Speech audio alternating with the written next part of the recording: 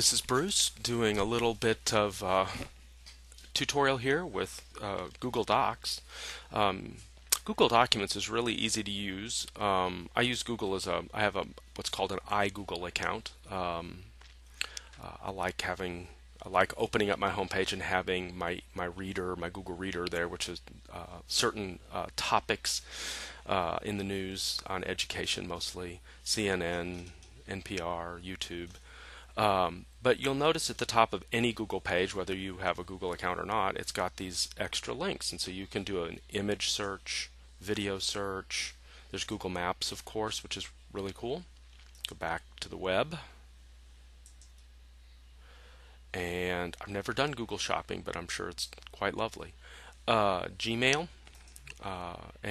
When you get a Google account, it gives you a Gmail. So I have one of those, and it's linked to my UNCC email too, which is kind of nice. I've already shown you Google Scholar briefly in a previous video that's rendering as I do this one. Books, Google Books is kind of cool. So you can look for a topic. You can download, if they have an ebook store, but they also have a ton of free where the copyright is no longer in place. So usually older texts and things like that. There's, you can track financial stuff. So there's lots of interesting stuff. They buy out companies and start new endeavors all the time. I've not played with real time, and photos is pretty cool, although I use another one called Picasa that I like a lot. But we're going to be looking at Google Documents. And this is my Google Docs. You can see I have quite a few of them. And these are all from pretty much last semester literacy integration units from another course I teach. I have them sorted into folders so that they're a little easier to find. But we'll go home. And once you have created your Google account and you go to Google Documents, it's really easy. It's like using any of the Microsoft Office type tools, and it's gotten better over the years. You can create a document, which is a Word type document. You can do a presentation, which is like PowerPoint. You can do a spreadsheet. You can create a form that people could fill in. It's kind of like an online survey. You can do a drawing. And I've not messed with collections. I'll have to get up to speed on that. But I have used these others, and they're very helpful. What's nice, once you create it, so this could be your, go back over here, Multiliteracy's Instructional Development Project. It's a conceptual unit plan. And just as we did in the other video, it's kind of nice to have the key elements. I'll copy and paste those. And just to have them available, for us for this discussion, I'm going to paste them in there. So an overview of your unit. So you'd want to get your names in there at the top. I'm working alone on this one, but you'd add your group members' names. And if you look at the top, center that. Here's my unit plan. And we talked about this one. I could do the American Dream. What is it? We talked about that one in one of our town halls. And the first thing I'm going to have is an introduction to the unit.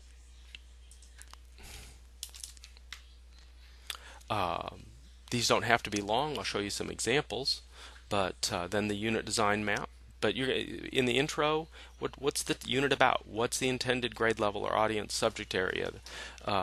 Key texts and assignments. Just give us a brief overview, but a good overview. What kinds of things are going to make this multiliterate? So then the unit design map. We've talked about that. And so after you do your introduction,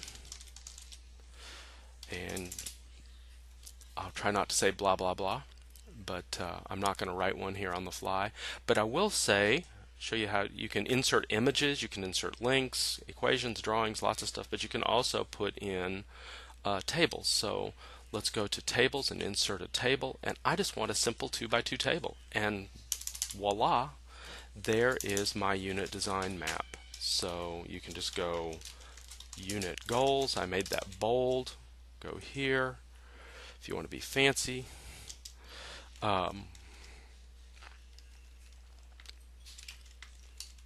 key texts, and of course we define that very broadly in this class. Assessment, and I'm going to make that a little bigger, my screen, and activities.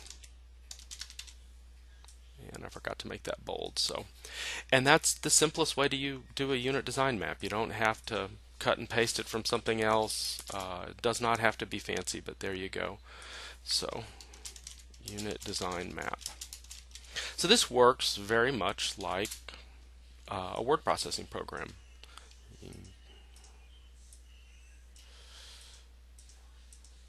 You can insert pictures.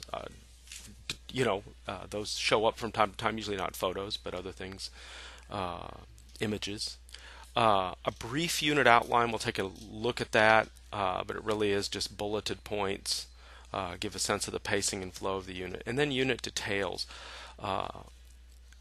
Take us through each day of the unit, describe the key activities. I'm not looking for detailed lesson plans.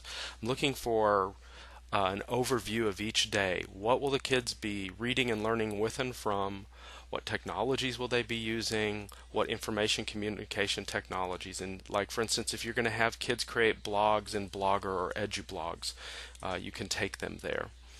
And then you can link those there. And then I want one digital how-to. So if you're going to have kids create podcasts in your unit, say, here's how you can do podcasting. There's great software that's free called Audacity. You can show people how to upload those and publish those. If you're doing wikis, you could have a how-to. Your how-to could be video and visual using the video capture software, the Camtasia type stuff that I'm using right now, or Jing, which is the free version of that. And finally, I want a final reflection from you or your group. It can be a single reflection, or you can break it up, and each person, under their name, can say what they thought about the unit, changes, the likelihood that you teach it, that kind of thing. And so those are the key sections, and that's how you use Google Docs. But like with PBWorks, you need to go and share. And this is where I can add other people. And I'm going to put in a colleague of mine, see if her name shows up. I'll tell you what, let's do it this way. Choose from contacts. Looking for one of my, those aren't people I collaborate with often. But anyway, my friend, well, I'll just use my own. There we go. And over here to the side it says can edit, can view. And you want to make it can edit. And you can say, Bruce, I included you in my Google Docs unit. And you can send a copy of that email to yourself, whatever you want to do, and then you hit share.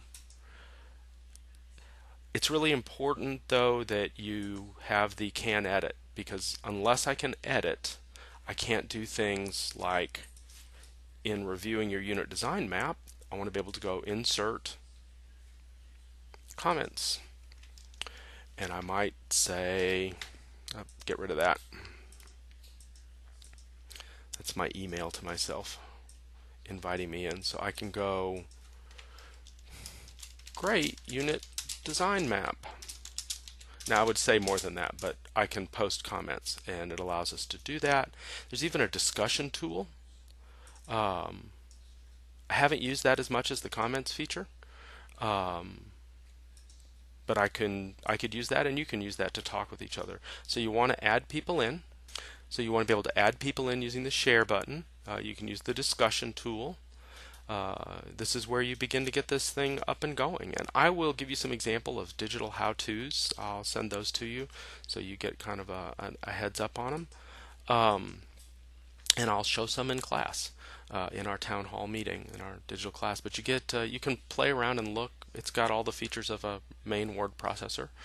You just click save periodically. It actually saves for you, and it already saved automatically for me. You can do revision histories. So if somebody comes in and revises, it will show you that. And just like PBWorks, oops, just like PB Works, you can go back to a previous setting.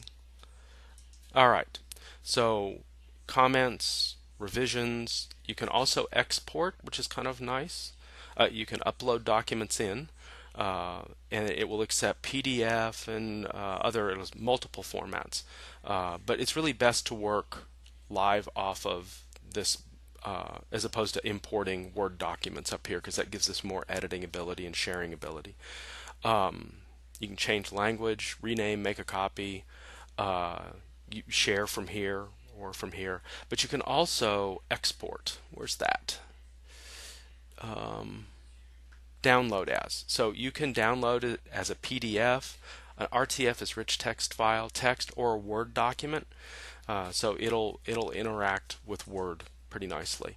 I'm going to show you a document from a previous semester. It's not a multiliteracies unit, but it is a similar unit. It doesn't have the how-to in it, but it'll give you kind of an idea of what these look like. So this is a literacy integration unit from a couple of my students, ELA students, on To Kill a Mockingbird. And there's their overview. And as you can see, I made some notes as I went through to them, commented to them, and then I did a video like this giving them feedback. So I used both the video and the notation. Commented on their unit design map. Now they did that externally and pasted it in as an image.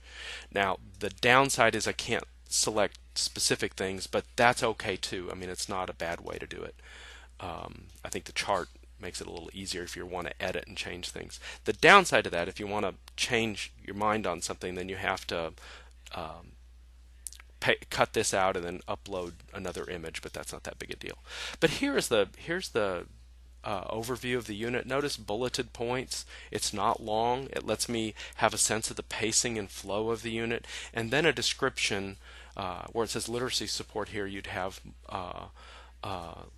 talk about the literacy and integration of technology and describe it. But it's not, if you'll notice, this is not like Madeline Hunter. And this one's a little short, but it's not step-by-step lesson plans. And then a final reflection. I think that should help you get started on using Google Docs and on getting started with your unit design map. If you have any questions, with your unit plan. If you have any questions, let me know.